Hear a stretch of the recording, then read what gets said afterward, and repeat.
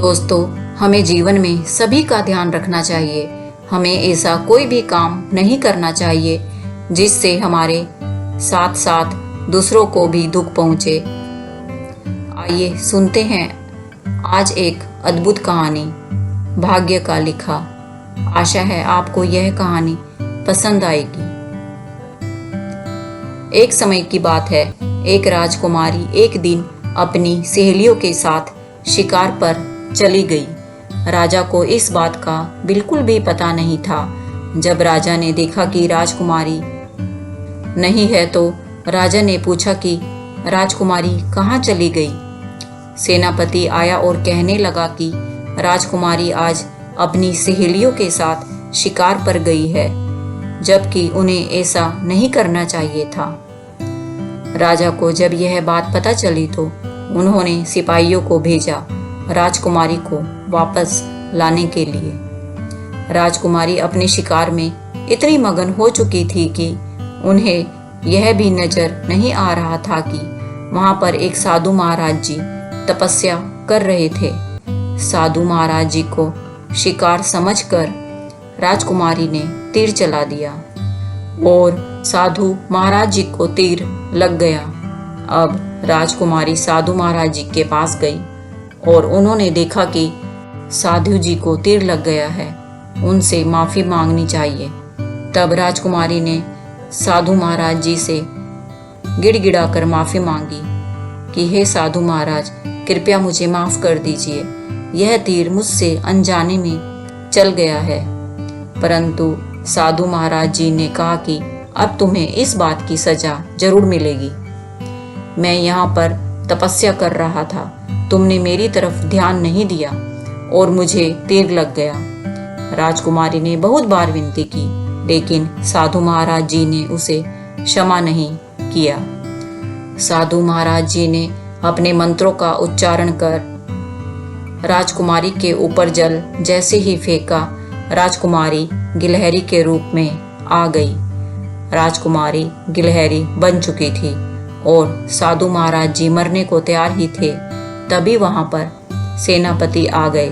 सेनापति ने बहुत क्षमा याचना की और कहा कि राजकुमारी को माफ कर दीजिए। सेनापति ने कहा कि राजा को बहुत दुख होगा। साधु महाराज जी ने कहा, ठीक है, मैं तुम्हारी विनती सुन लेता हूँ, लेकिन एक काम करना होगा। उस पहाड़ी पर एक ऐसा फूल है जिसको जाकर तुम राजकुमारी को खिला दोगे तो वह अपने वास्तविक रूप में आ जाएगी। ऐसा कहकर साधु दुनिया से चले गए। सेनापति भागते हुए राजा के पास आए और पूरी बात राजा को बताई। राजा को बड़ी चिंता होने लगी। राजा यही सोचने लगे कि भाग्य का लिखा कोई नहीं मिटा सकता, हमें उसके सामने झुकना पड़ता है। और राजा ने उस पहाड़ी पर अपने सैनिकों को भेजा जिससे उस फूल को प्राप्त कर सके, लेकिन कोई भी सैनिक वहां से वापस नहीं आया। राजा को कुछ भी समझ में नहीं आ रहा था। जितने भी आदमी फूल को लाने के लिए भेजते, कोई भी वापस नहीं आता। अब राजा को बड़ी चिंता होने लगी, क्योंकि वहां से कोई भी आदमी वापस नहीं आ रहा था। इस तरह तो राजकुमारी कभी भी ठीक नहीं हो पाएगी।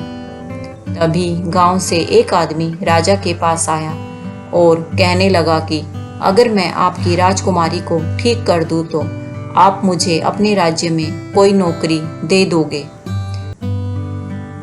राजा ने कहा कि अगर तुम यह काम करते हो तो मैं तुम्हें भी सेनापति बना दूंगा।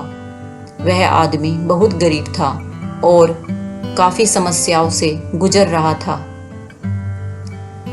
वह जंगल में गया, उसने बहुत सारी परेशानियां उठाई, बहुत सारी मुसीबतों को झेला। उसके बाद वह फूल लेकर वापस आ गया और राजकुमारी को खिला दिया, जिससे राजकुमारी ठीक हो गई और अपने वास्तविक रूप में आ गई। राजा प्रसन्न हो गए।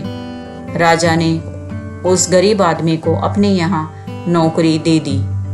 दोस्तों, ईमानदार आदमी बहुत आगे तक जा सकता है, इसलिए इंसान का ईमानदार होना बहुत जरूरी है। राजा को यह बात पता थी, इसलिए राजा ने राजकुमारी का विवाह उसके साथ कर दिया। हमें अपने जीवन में ईमानदारी के साथ सभी काम करने चाहिए।